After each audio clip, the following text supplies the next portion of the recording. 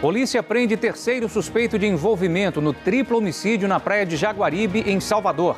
O suspeito é um taxista que confessou ter transportado os atiradores. Bahia é o quarto estado brasileiro a ultrapassar 500 mil de casos de Covid-19. Aqui em Salvador estão 22% dos casos confirmados no estado. Instituto Butantan divulga que a vacina Coronavac tem eficácia de 78% e aumenta a expectativa pelo início da vacinação aqui no estado. Na Bahia, pelo menos 3 municípios já formalizaram ao Instituto Butantan o interesse pela compra da Coronavac. E no futebol, depois da derrota do Bahia para o Grêmio, o tricolor pode entrar hoje na zona de rebaixamento. E um gol anulado gerou polêmica na partida de ontem. A impressão que dá por esse ângulo é que o jogador estava na mesma linha, portanto a posição seria legal. Esses e outros destaques dessa quinta-feira, 7 de janeiro. Você confere a partir de agora, aqui no BATV.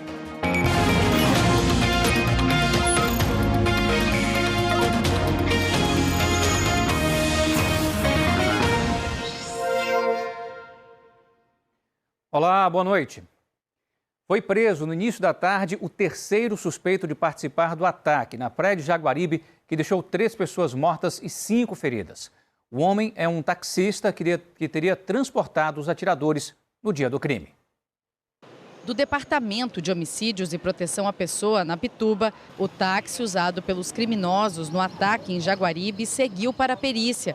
O taxista foi preso no início da tarde em uma campana montada pela polícia na Avenida Vasco da Gama, onde o táxi estava estacionado.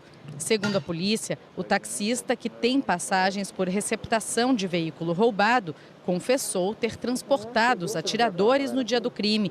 Ele prestou depoimento no DHPP, foi encaminhado para uma carceragem e está à disposição da Justiça.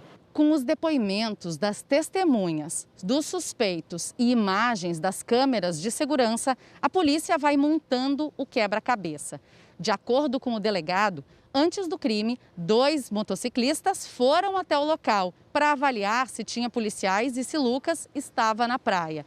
Depois, eles voltaram para pegar os atiradores que já esperavam dentro do táxi.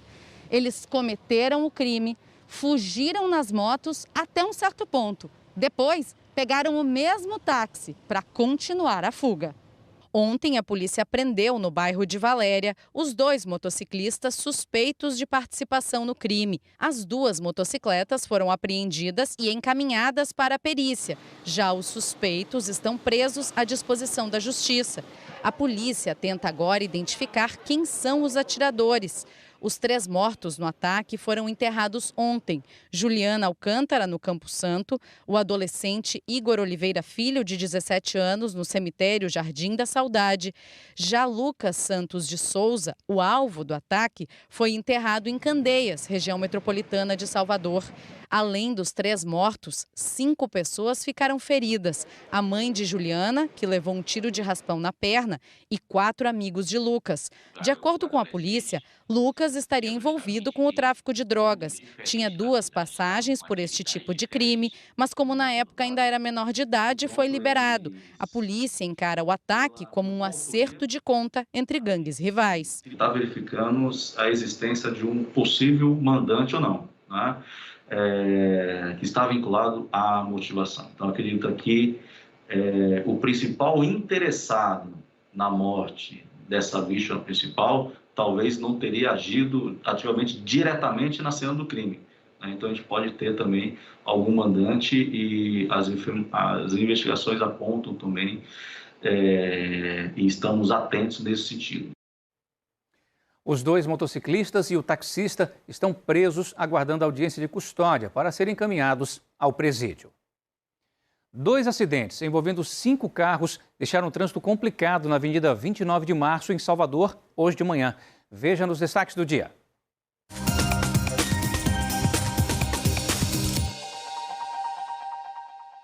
O primeiro acidente foi entre 2 carros por volta das 7 da manhã, sentido Avenida Paralela.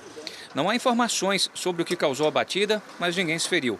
Por causa desse acidente, um engavetamento com outros 3 veículos aconteceu logo depois, no mesmo sentido da via, mas também não houve feridos. Vale lembrar que no início dessa semana, a Avenida 29 de Março teve redução na velocidade máxima permitida de 70 para 60 km por hora, justamente para prevenir acidentes. Um ônibus derrubou um poste durante a madrugada em Jaguaribe, região de Cajazeiras, em Salvador. Ninguém se feriu. Mas por causa do acidente, a rua que dá acesso à Fazenda Grande 2 ficou sem energia elétrica e precisou ser interditada. Depois da retirada do ônibus e da substituição do poste, muitos fios de internet ficaram caídos na pista. Por volta das 2 da tarde, o fornecimento de energia foi normalizado. O vazamento de uma grande quantidade de água limpa chamou a atenção de quem passou no início da manhã por esse trecho da Avenida Garibaldi, em Salvador. Os carros precisaram reduzir a velocidade para passar pelo local por causa do buraco por onde a água estava jorrando. A Embasa disse que o vazamento foi contido ainda no início da manhã, que o reparo da tubulação foi concluído ao meio-dia e que a pavimentação do asfalto no local deve ser feita até amanhã. Protesto na BR-367, no extremo sul do estado, hoje de manhã. Um grupo de músicos colocou fogo em pneus e interditou os 2 sentidos da pista na orla norte de Porto Seguro. Eles são contra a prorrogação do decreto estadual que proíbe shows com mais de 200 pessoas, que foi publicada hoje no Diário Oficial do Estado e vale até o próximo dia 15. O protesto durou cerca de 1 hora e motoristas enfrentaram congestionamento de 2 quilômetros.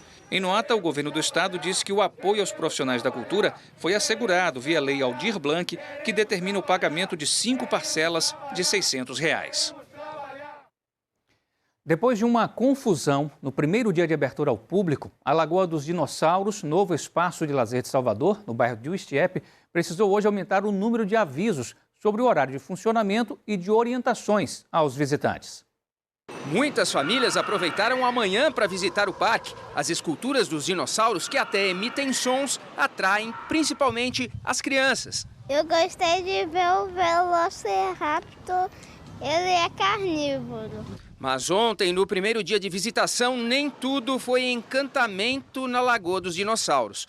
Depois que um dos acessos foi fechado, às 5 horas da tarde, quando muita gente ainda estava no local, uma mulher chegou a quebrar o portão para que as pessoas pudessem sair. O funcionário trancou a gente e ficou essa aglomeração toda aqui. Paulo é encarregado do parque e foi ele quem fechou o acesso. Ontem, por volta de 16 horas e 45 minutos, foi avisado a todas as pessoas que iríamos fechar o parque às 5 horas. Eu fechei uma entrada para abrir outra. Elas não respeitaram o limite de horário. Hoje o portão já tinha sido reparado e uma placa com horário de funcionamento do local foi instalada. O diretor do Sistema de Área de Valor Ambiental e Cultural do município, Welber Reis, disse que outras providências também seriam tomadas. O episódio de ontem nos mostrou, por exemplo, a necessidade de colocar mais pessoas na hora de fazer a varredura das 17 horas. Já existe uma placa no quiosque, na entrada dos quiosques, já com hora de funcionamento, com tudo isso. Vamos instalar outras também no portal de acesso pelo lado do Centro de Convenções e a gente também está começando a pesquisar como fazer um alarme sonoro para isso. E aproveitou para dar também um aviso aos pais. Não deixe as crianças ficarem subindo nos equipamentos, porque são equipamentos de 2 metros e pode haver acidentes. Então é necessário o entendimento disso. E peço também a compreensão da consciência ambiental. É importante, por exemplo, não tentar tirar os dinossauros que estão presos no chão. Então alguns dinossauros já amanheceram um pouco folgados. Um ambiente público que a gente vem gratuito, não paga, é diversão para todo mundo, então a gente tem que conservar. Futebol. O Bahia perdeu a 7ª partida seguida no Brasileirão e vê o risco do rebaixamento aumentar. Contra o Grêmio, o tricolor teve um gol anulado e muita reclamação. Um lance que poderia ter mudado a história do jogo. E está marcado impedimento, não vale o gol do Bahia. Repercutiu muito entre os torcedores. Na linha de impedimento, não mostrava o Gilberto além da linha. Eu acredito que quando o assunto é o futebol baiano aqui, os juízes apelam mais para o time de fora. Então foi mal anulado aquele gol ali. O Bahia criticou a anulação do gol e diz que a arbitragem brasileira vai saindo da vergonha para o escândalo. A comentarista de arbitragem Nadine Bastos falou sobre o lance polêmico. No início da jogada, a posição do Gilberto realmente era irregular? Mesmo traçando as linhas, ficou muito difícil de afirmar que ele estava impedido. A impressão que dá por esse ângulo é que o jogador estava na mesma linha, portanto a posição seria legal. É difícil falar contra a tecnologia, mas sabemos que é operado por pessoas e a própria CBF já admitiu um erro nessa temporada num lance ajustado de impedimento. Por isso, tantas reclamações. O gol de Gilberto seria o do empate do Bahia, que começou perdendo do Grêmio. Até conseguiu deixar tudo igual com Anderson Martins no segundo tempo. Mas de falta, o Grêmio conseguiu a vitória. A bola vai entrando! Com os 2 gols em Porto Alegre, o Bahia atingiu a marca de 50 gols sofridos na Série A. 7 a mais do que o segundo pior nesse quesito, o Goiás. O tricolor também chegou a 7 derrotas seguidas, a pior sequência do time na história do brasileiro. Para piorar, o Bahia, que é o 16º na tabela, pode hoje entrar na zona do rebaixamento. Isso se o Vasco empatar com o Atlético Goianiense. Não sei como é que vai ser, porque, olha muito bem, o Vasco joga hoje. Praticamente vai botar o Bahia na zona. 10 rodadas para o fim do brasileiro e o drama tricolor só faz aumentar. Eu acredito que o Bahia pode se livrar da zona do rebaixamento, porém tem que mostrar mais vontade de ganhar os jogos. Vamos ver agora o que mais foi destaque hoje através do nosso portal G1 Bahia. Está aqui uma notícia que há um ano atrás ninguém imaginaria. O Brasil chega a 200 mil mortes por Covid-19 sem vacina e sob risco de repetir piores momentos da pandemia. Outro destaque, Rui Costa prevê início de vacinação contra a Covid-19 na Bahia em no máximo 30 dias. Detalhes desse plano de imunização, eles não foram divulgados. Segundo o governador do estado, profissionais da área de saúde e da segurança e também idosos terão aí a prioridade. O estado tem acordo com a vacina contra a Covid-19, a Sputnik V, para comprar 50 milhões de doses. Outro destaque, jovem de 20 anos é morta com golpe de faca na zona rural de Macaúbas e o ex-companheiro é suspeito, está sendo procurado.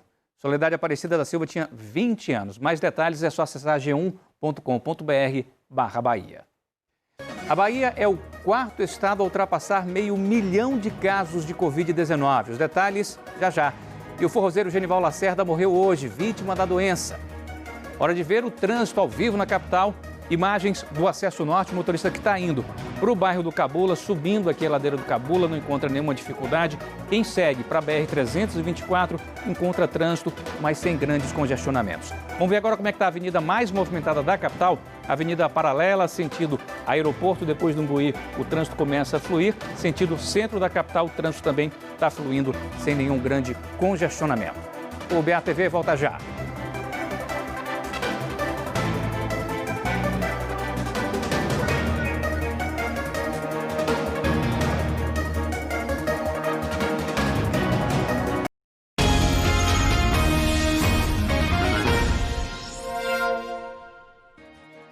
O BATV está de volta de Salvador, agora para todo o estado, e com a notícia de que a Bahia é o 4º estado do país a ultrapassar a marca de 500 mil de casos confirmados da Covid-19 desde o começo da pandemia. Em 10 meses de pandemia, milhares de pessoas se recuperaram da doença e mais de 9 mil, infelizmente, acabaram morrendo. Beatriz sofreu com a perda da mãe por Covid em junho passado. No fim do ano, foi a vez dela, do marido e dos filhos contraírem a doença. Felizmente, nenhum deles evoluiu para a forma grave. Eu não conseguia parar de pensar em outra coisa. Meu Deus do céu, será que você vai me levar também como minha mãe? Eu fiquei extremamente nervosa, até extremamente angustiada. A família de Beatriz entrou para a estatística que ultrapassou ontem a marca de 500 mil de casos da doença na Bahia. É o 4º estado a passar dos 500 mil, assim como Minas Gerais, Santa Catarina e São Paulo. Mais de 9.300 pessoas já morreram. Hoje, a taxa de ocupação dos leitos adultos de UTI para a Covid na Bahia é de 73%. Nós temos números de pacientes internados menores hoje do que eram 2 semanas atrás, o que nos dá uma relativa tranquilidade em relação a poder absorver o incremento de internações que deverá acontecer nas próximas 2 semanas, fruto do que aconteceu no Réveillon. Aqui em Salvador estão 22% dos casos confirmados no estado. O número de mortes passou de 3.000. Salvador é a 5ª capital com maior número de óbitos causados pelo novo coronavírus. Hoje, a taxa de ocupação de leitos adultos para a Covid aqui é de 68%. Mas desde o começo da segunda onda, a prefeitura vem reabrindo leitos que foram fechados quando os casos diminuíram. Nós já recompusemos 50 leitos de UTI. A nossa meta é de recompor mais 20 leitos, que seriam o que está programado. Precisamos usar máscaras, higienizar permanentemente as mãos, manter o distanciamento social e evitar aglomeração. Carla teve a doença no ano passado, mas se recuperou. Agora, ela amarga a perda do pai, da mãe e de uma tia em pouco mais de um mês para a Covid. É realmente muito difícil. Só quem passa por todo esse processo tem dimensão da gravidade e da dor. A doença não escolhe idade, não escolhe pessoa, não escolhe classe social.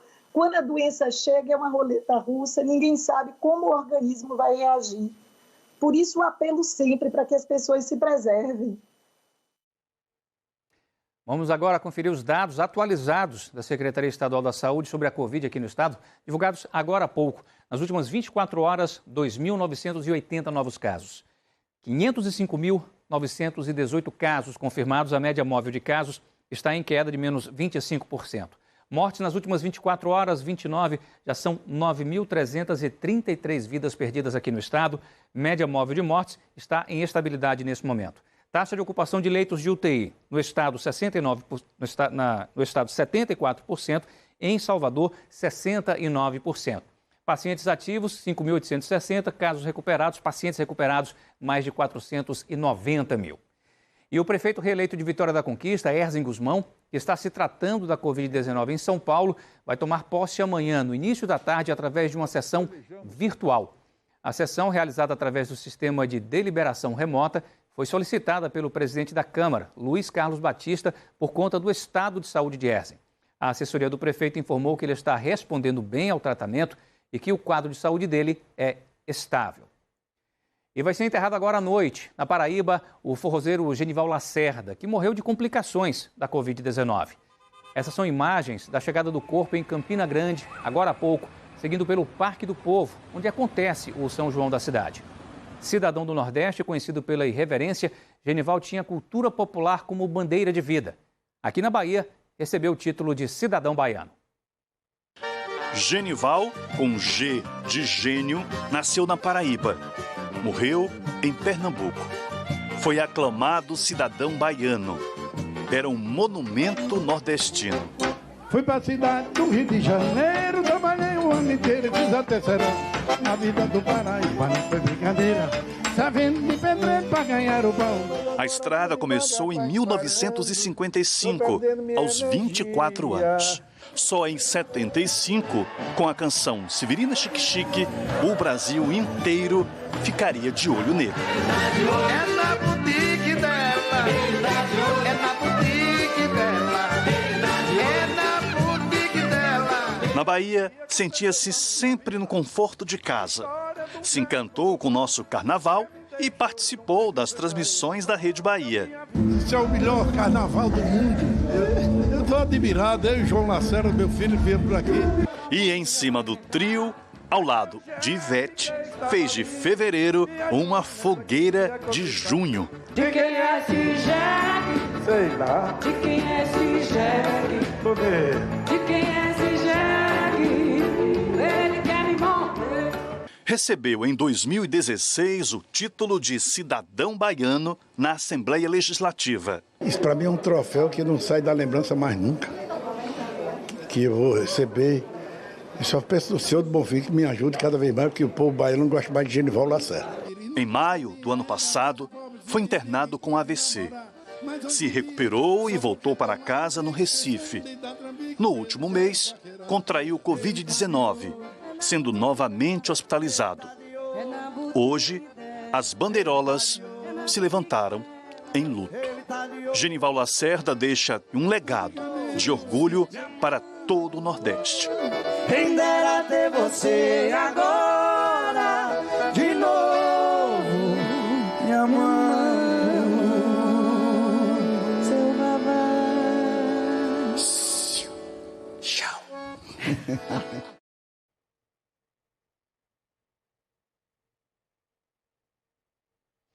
Depois do intervalo, você vê que pelo menos 3 municípios baianos já formalizaram ao Instituto Butantan o interesse pela compra da Coronavac.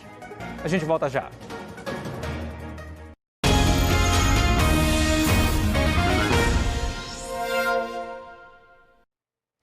O Instituto Butantan divulgou hoje que a vacina Coronavac, feita em parceria com a farmacêutica chinesa Sinovac, tem eficácia de 78%. Se a vacina for aprovada de forma emergencial pela Anvisa, a expectativa do Estado é que a imunização comece em fevereiro. Enquanto a liberação não é anunciada, 3 municípios baianos já formalizaram interesse de compra. A eficácia da vacina Coronavac foi divulgada nesta quinta-feira durante uma coletiva à imprensa em São Paulo. De acordo com o Instituto Butantan, os resultados dos testes clínicos apontaram a eficácia de 78% para os infectados que apresentaram casos leves ou precisaram de atendimento ambulatorial. Isso significa que a cada 100 voluntários que contraíram o vírus, somente 22 tiveram apenas sintomas leves, mas sem a necessidade de internação hospitalar. Para os casos moderados ou graves, a eficácia foi de 100%. E isso significa que nenhuma das pessoas imunizadas teve complicações depois de contrair o vírus. Os dados foram apresentados também à Agência Nacional de Vigilância Sanitária, a Anvisa, e a expectativa é de que o pedido de uso emergencial da vacina seja feito até esta sexta-feira. E esperamos poder, formalmente, iniciar esse pedido de tramitação após essa reunião no dia de hoje ou, no máximo, até amanhã.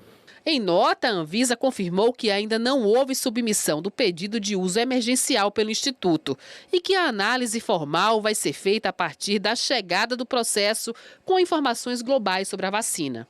Na Bahia, pelo menos 3 municípios já formalizaram ao Instituto Butantan o interesse pela compra da Coronavac. A divulgação do nível de eficácia do imunizante aumentou as expectativas pelo início da proteção da população no estado. Em Salvador, o prefeito Bruno Reis anunciou que formalizou ao Instituto Butantan o interesse pela compra de 103 mil doses da Coronavac. Agora o próximo passo é fazer as conversas com o Instituto Butantan para que a vacina possa chegar o mais rápido possível em Salvador. A nossa expectativa é que no final do mês de janeiro, início do mês de fevereiro, nós já podemos estar iniciando a vacinação aqui em nossa cidade.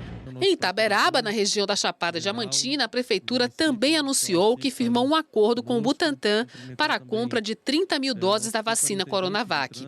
Nós vamos fazer o nosso plano também de imunização com os nossos profissionais da saúde e colocando a vacina para as pessoas, idosos, professores, que a gente precisa de forma urgente voltar às aulas, as crianças precisam estar de forma segura nas escolas e a gente vai apresentar o grupo prioritário para vacinar essas pessoas. A Prefeitura de Amargosa, a 240 quilômetros de Salvador, também disse que firmou um acordo com o Butantan para garantir a compra de mais de 12 mil doses para imunizar prioritariamente os grupos de risco. Nós vamos iniciar a vacinação tão logo chegue a vacina na cidade de Amargosa. A gente ainda espera um comunicado do Instituto Butantan com a informação da data exata da chegada da vacina para iniciarmos o nosso plano de imunização. Em nota, o governador Rui Costa disse que a estimativa é iniciar a vacinação no estado em até 30 dias.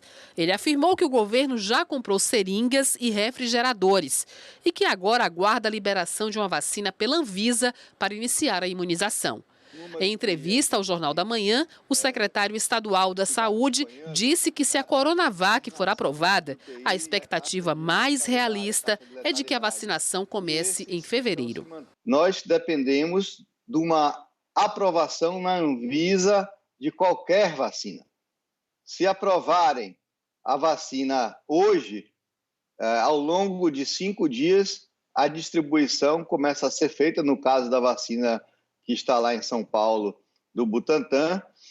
As demais, elas ainda não estão no Brasil. De qualquer forma, esse cenário, essas variáveis de logística, elas apontam que muito dificilmente a gente começa a ter, de fato, uma vacina ainda no mês de janeiro.